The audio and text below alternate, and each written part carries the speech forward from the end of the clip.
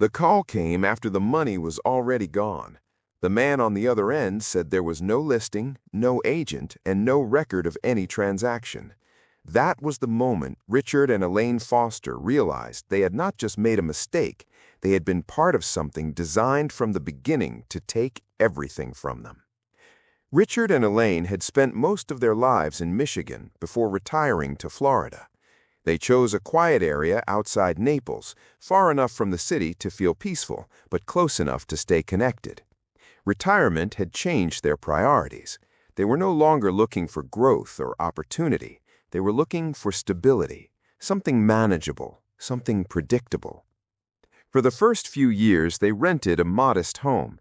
It gave them flexibility and time to understand the area. They explored different neighborhoods, paid attention to property values, and slowly built a clear idea of what they wanted. They were not impulsive. Richard had worked in logistics, where precision and planning were essential. Elaine had spent years in healthcare administration, managing records and processes with strict attention to detail. They trusted systems, not assumptions. Their goal was simple: a smaller home, close to the water but not exposed to the risks that came with it. Something well-maintained, without hidden issues. They had saved carefully, avoided unnecessary debt, and built a financial cushion that allowed them to move forward without pressure. For months they searched. They reviewed listings daily, attended open houses, and spoke with multiple agents. Some homes were overpriced. Others needed work they did not want to take on. A few seemed right, but they were already under contract before Richard could even schedule a second viewing. The pattern became clear. The market moved faster than they were comfortable with. That realization stayed with them. If something fit their criteria, they would have to act quickly. One afternoon, while scrolling through listings, Elaine found a property that immediately stood out. It was a single-story home in a quiet neighborhood with a clean interior and a layout that felt practical and efficient. The photos were clear and consistent. Nothing looked staged or artificially enhanced. It looked like a real home, lived in and maintained over time. The price was slightly below similar properties in the area, not dramatically lower, just enough to feel like an opportunity rather than a warning. It made sense in a competitive market. A motivated seller, a quick move. The listing included contact information for an agent named Daniel Reeves. Elaine reached out. The response came within an hour. Daniel introduced himself in a calm, professional tone. He confirmed the property was still available and explained that the seller needed to relocate quickly due to a job transfer. That was why the price was competitive. He offered to arrange a virtual walkthrough the next day. Nothing about the interaction felt unusual. The timing felt efficient, not rushed. Elaine and Richard agreed. The walkthrough was detailed. Daniel moved through the house steadily, answering questions without hesitation. He pointed out features, explained recent updates, and even mentioned small imperfections that made the presentation feel more authentic. The lighting, the angles, the pacing, everything felt natural. When the call ended, Richard and Elaine spent over an hour discussing what they had seen. They compared it to other homes, reviewed their finances, and talked through every detail. Nothing felt out of place. The only factor that stood out was timing. Daniel mentioned there were other interested buyers and that offers would be reviewed soon. That matched everything they had experienced. By the next day, they decided to move forward. Daniel sent over the purchase agreement. It was detailed, structured, and written in clear professional language. The formatting was consistent, the terms were standard, the numbers matched what had been discussed. Richard reviewed each section carefully, while Elaine focused on the financial details and timelines. They compared notes. Everything aligned.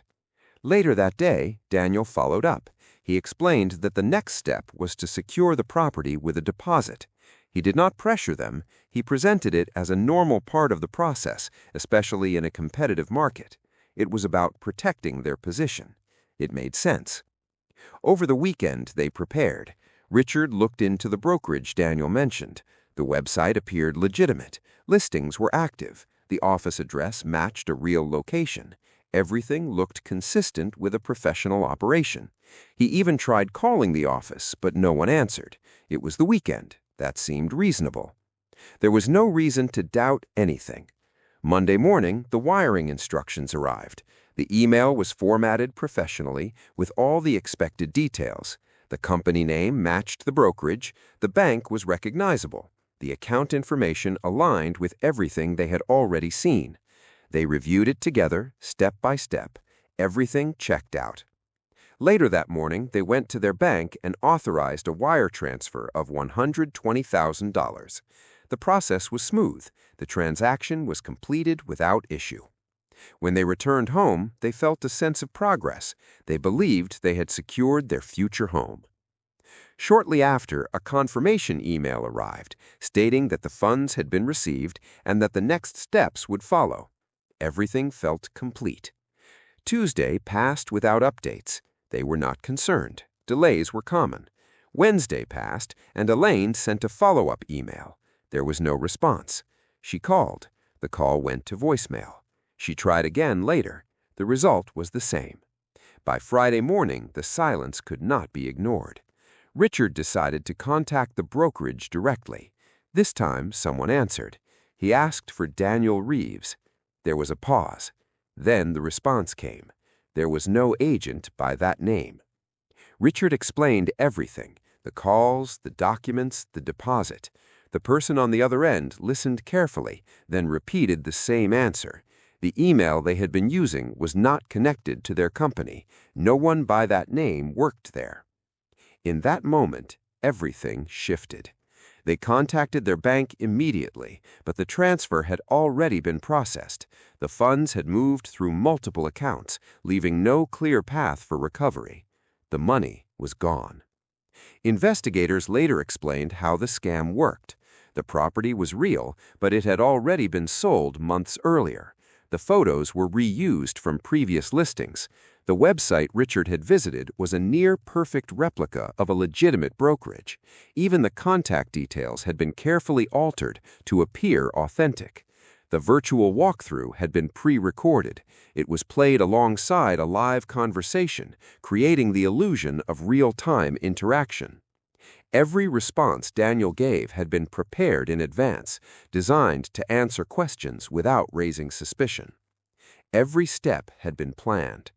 Richard and Elaine were not careless. They verified information, reviewed documents, and asked questions.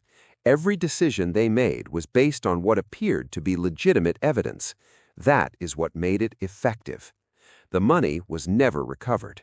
Their plans changed. The home they believed they were securing was never theirs. They adjusted their expectations and focused on rebuilding what they could. But the financial loss was not the only impact. The deeper loss was trust. After that experience, every decision felt heavier. Every opportunity required more verification. Every interaction carried doubt.